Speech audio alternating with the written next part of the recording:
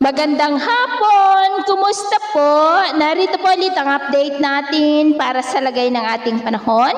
Ngayong hapon po ng July 26, 2025. Sa ngayon po ay wala nang anumang sama ng panahon na ating binabantayan dito sa loob ng ating area of responsibility.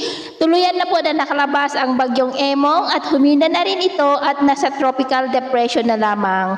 Habagat ngayon ang weather system na umiiral dito sa malaking bahagi ng ating bansa na hinahatak po ng apat na sama ng panahon na nasa labas ng ating area of responsibility.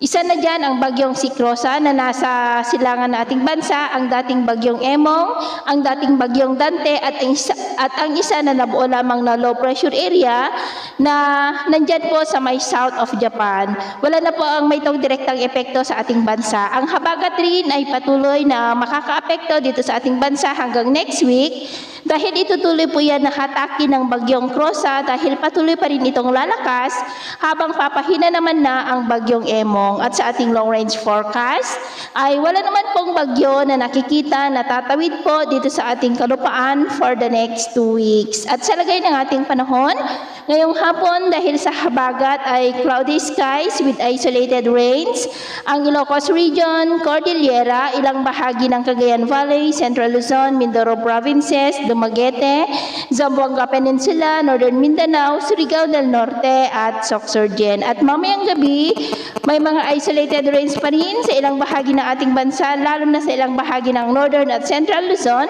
Mindoro, Southern part ng Iloilo, Zamboanga, Davao at Caraga. Kaya mag-ingat po tayo dahil posible pa rin ang mga banta po ng mga pagbaha at pagguho ng lupa. At sa atin naman pong mga baybayin, dahil sa habagat ay maalon po ngayon sa mga baybayin ng Bataan, Lubang Islands, Mamburao, Kanlurang baybayin ng Northern Palawan. At dahil naman po kay bagyong Emong, ay iwasan na muna natin ang papalaot sa mga baybayin ng Batanes, Babuyan Islands, at silangang baybayin ng Northern Luzon dahil ang mga alon po dyan ay posibleng aabot hanggang sa 1.8 to 3.5 meters height. Kaya hanggat maaari po, ay iwasan na muna natin ang papalaot dyan sa mga may kulay pula para mas makaiwas sa mga sakunang pangkaragatan. So, ito muna ang latest update natin sa araw na ito. At ako po muli si James na nagsasabing sa kahit na pagsubok po na darating sa ating buhay, huwag na huwag po tayong mawawalan ng pag-asa. Thank you and God bless!